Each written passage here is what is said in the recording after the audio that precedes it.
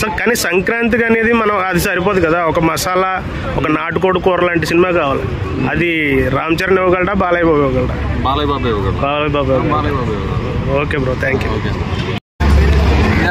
సంక్రాంతికి నందమూరి వర్సెస్ మెగా అంటే ఏ సినిమా హిట్ అవుతుంది బ్రో? అంటే ఇప్పుడు నందమూరి వర్సెస్ మెగా ఎందుకు అనుకోవాలి? ఇప్పుడు ఇదేమో ఎమ్మెల్యే సీట్ కాదు కదా ఒకళ్ళే గెలవడానికి. ఇద్దరికి 2 సినిమాలు హిట్ అవ్వచ్చు.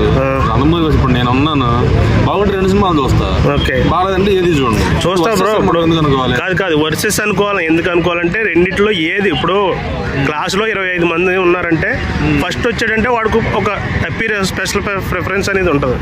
సో ఇప్పుడు సంక్రాంతికి 3 సినిమాలు వస్తాయి, 2 కాదు. అంటే వెంకటేష్ బాబు కూడా. సో 2025 సంక్రాంతి ఎవరు విన్ అయ్యే ఛాన్స్ ఉంది? మూడో సినిమా అంటే సంక్రాంతికి వస్తున్నాం, వెంకటేష్ బాబు, బాలకృష్ణ బాబు, డాకు మహారాజ్.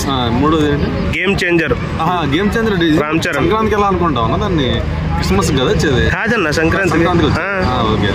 అదే అంటున్నా. సో చాలా సంవత్సరాల నుంచి సంక్రాంతి సీజన్ అంటే అటు నందమూరు ఇటు మెగా వర్సెస్ పోటీ పడుతూ ఉంటాయి. సో ఈ సీజన్ ఎవరిదవుతుంది అనుకుంటా? ఈ సీజన్ నేను అనుకోవడం అయితే ఇప్పుడు మంచి రైజింగ్ లో ఉన్న డైరెక్టర్ అనిల్ రావిపూడి గారు కాబట్టి సంక్రాంతికి వస్తున్నాం అనేది బాగా ఆడిద్ది అనుకుంటున్నాను. ఎందుకంటే ఆయన పెద్ద కాంప్లికేటెడ్ సబ్జెక్ట్ డీల్ చేయడు కదా, డీల్ చేస్తాడు కాబట్టి అదే అయ్యింది అనుకుంటున్నాను.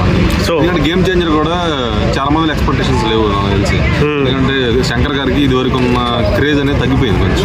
చాలా మంది దగ్గర విన్ని చెప్తున్నాను నేను, నా ఒపీనియన్ కాదు. కొంతమంది దగ్గర గేమ్ శంకర్ గారు తగ్గిపోయారు, శంకరే మైనస్ అయ్యాడు అని చెప్పి అంటున్నారు. ఓకే, మీరు చెప్పిన పాయింట్ ఏదైతే ఉందో, ఇప్పుడు వెంకటేష్ బాబు గారు, అనిల్ రావిపూడి గారు ఫ్యామిలీ ఎంటర్టైన్మెంట్, కామెడీ మొత్తం లెవెల్ ఒక నెక్స్ట్ లెవెల్ ఉంటుంది. సో కానీ సంక్రాంతికి అనేది మనం అది సరిపోదు కదా, ఒక మసాలా, ఒక నాటుకోడి కూర లాంటి సినిమా కావాలి.